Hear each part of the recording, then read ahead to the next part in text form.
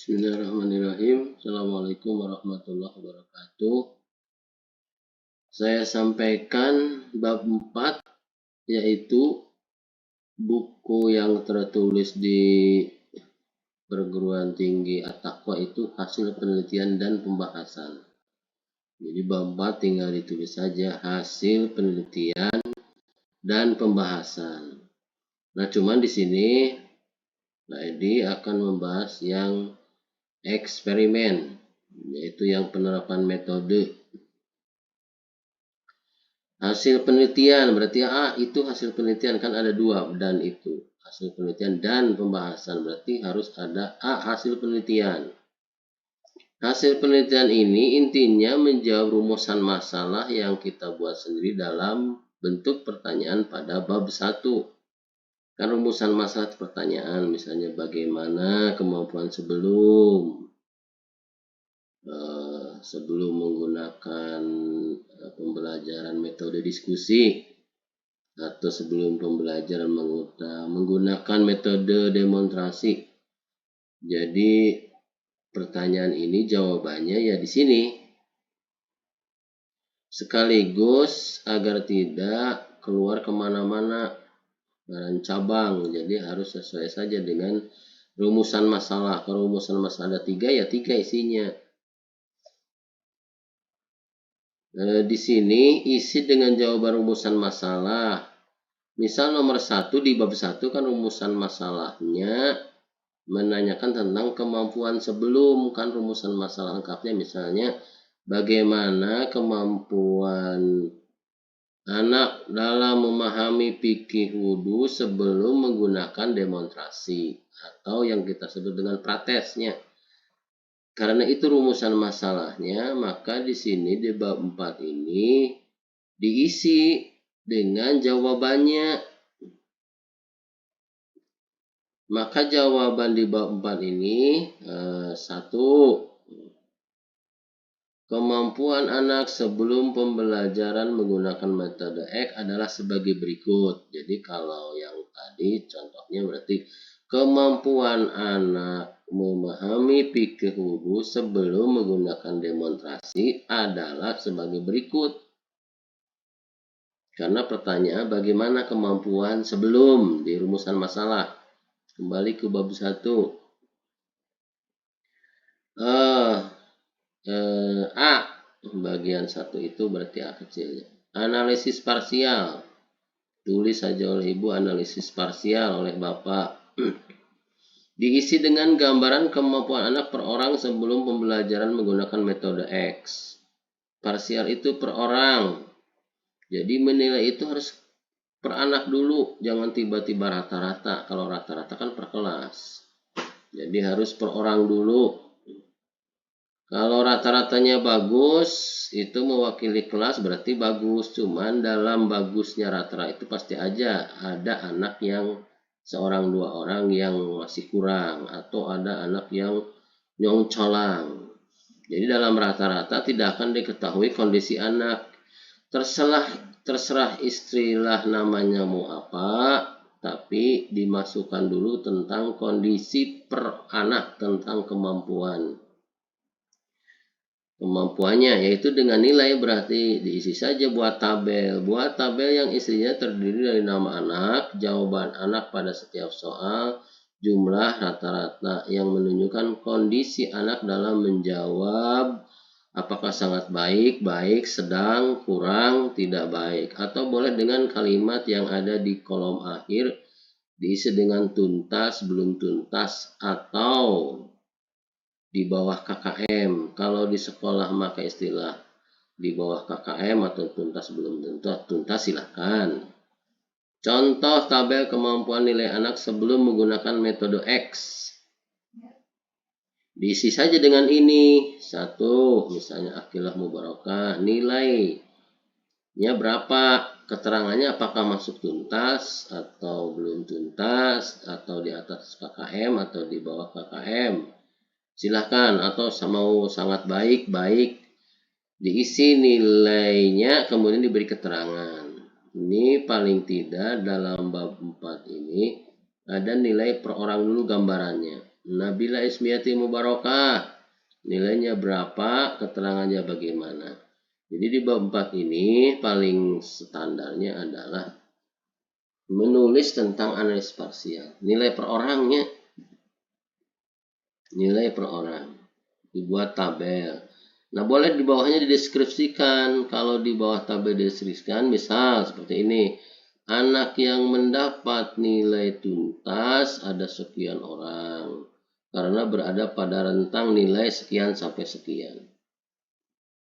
Jadi ditentukan dulu yang disebut tuntas itu di atas nilai berapa sampai berapa atau berada dalam nilai berapa sampai berapa. Misalnya dia dikatakan tuntas karena berada pada rentang nilai misalnya 70 sampai 100. Silahkan di rentang tuntas tidak tuntasnya ditentukan oleh guru, oleh kita. Disebut belum tuntas nilainya berapa sampai berapa.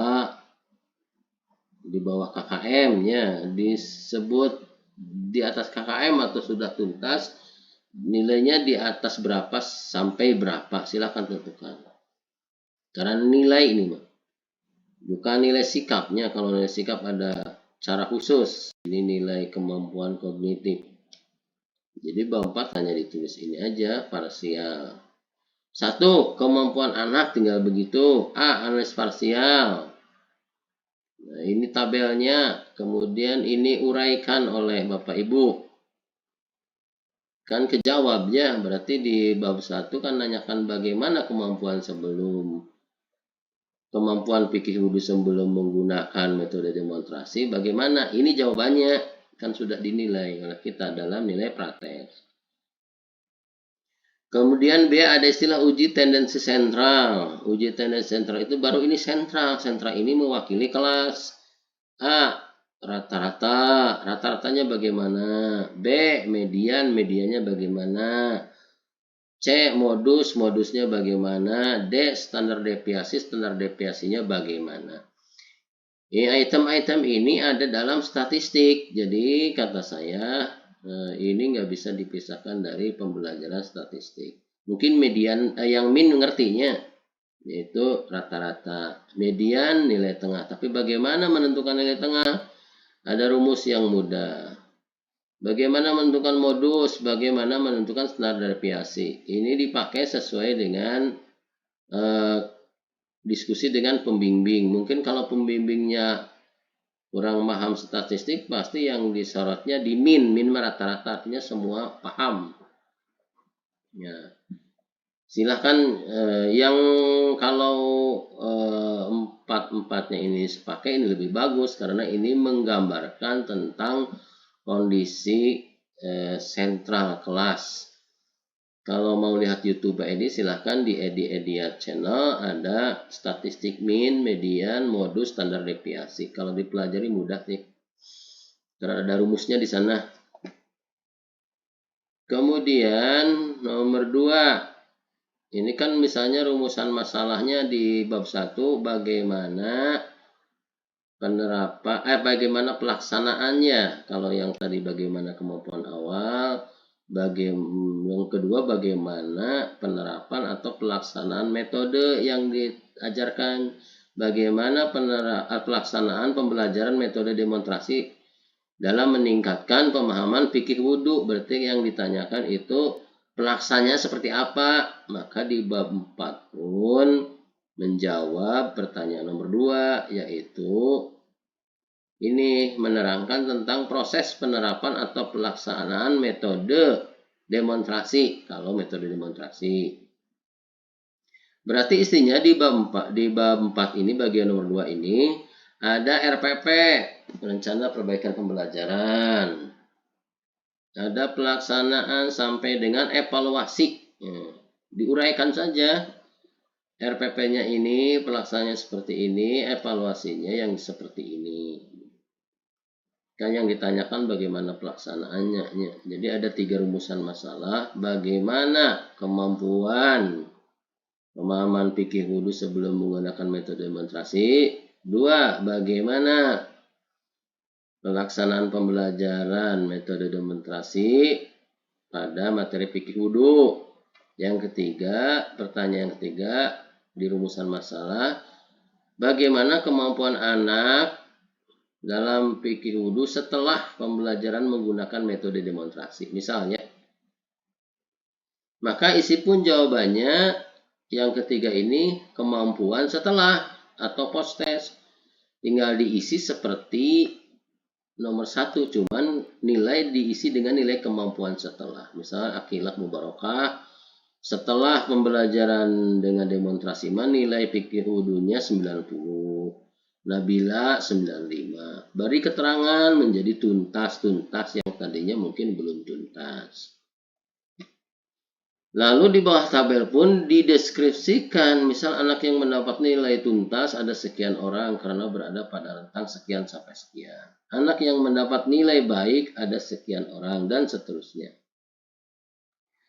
Uji tendensi sentral kembali lagi diterangkan rata-ratanya, nilai tengahnya, nilai yang sering muncul, standar deviasinya seperti apa diterangkan. Rata-ratanya kalau dinilai prates ya sebelum cuman 50. Tapi dalam post test minnya naik, misalnya 70 kan ada kenaikan berarti. Nah baru yang keempat, peningkatan kemampuan menggunakan uji analisis N-gen. Dengan nilai prates sekian di sini dan nilai post test sekian, itu mungkin minnya naik, medianya naik, modusnya naik, standar deviasinya turun mestinya ya. Tapi nilainya kan ada hampir mirip kalau per orang misalnya 80, 85 atau 90, 95. Bahkan tapi ada yang turun kemungkinan. Beberapa anak mungkin jadi turun karena bosan yang nilai 90 jadi 75 atau jadi menurun atau jadi tetap menjadi 90 lagi atau 90 jadi 89. Karena mungkin sudah bisa pas di post test bosan main-main atau gimana, bisa saja ada beberapa orang mah jadi nurun bahkan.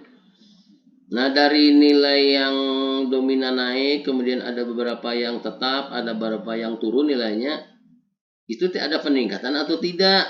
Nah, dikuatkan dengan analisis N-gen. Jadi N-gen ini membandingkan nilai sebelum dan nilai sesudah.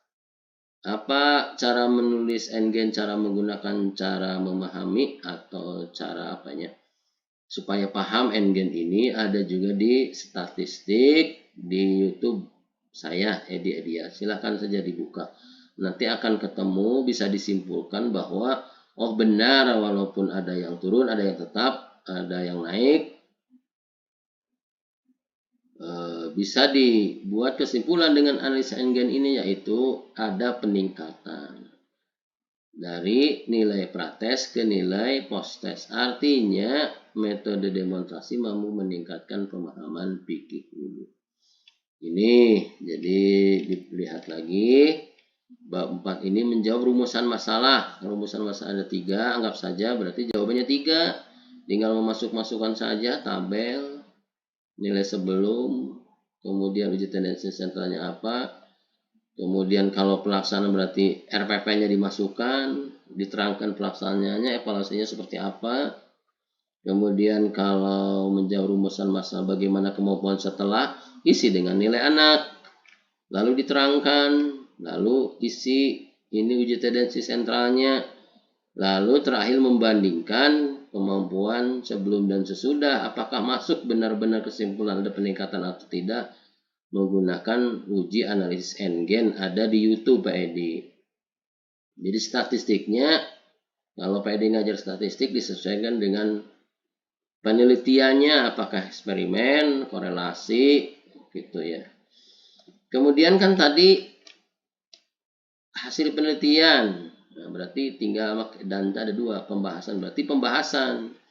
Nah kalau pembahasan di eksperimen ini terangkan saja teori pendukung tentang kenapa metode yang kita gunakan efektif, mampu meningkatkan pembelajaran, diterangkan alasan secara teoretis. Dari nilai tadi kan meningkat, diterangkan kenapa meningkat. Karena kembali ke bab 2, ada di bab 2-nya. Bagian C, isi dengan kajian teoretis kelebihan dan kekurangan metode yang kita gunakan, dilalasi dengan data nilai anak pada prates ke post test. Ini hanya nih kajian teoritis. Kenapa metode itu mampu meningkatkan? Jadi ada di bab 2 kembali, diulas sebagian. Terima kasih, mudah-mudahan bisa dicerna. Assalamualaikum warahmatullahi wabarakatuh.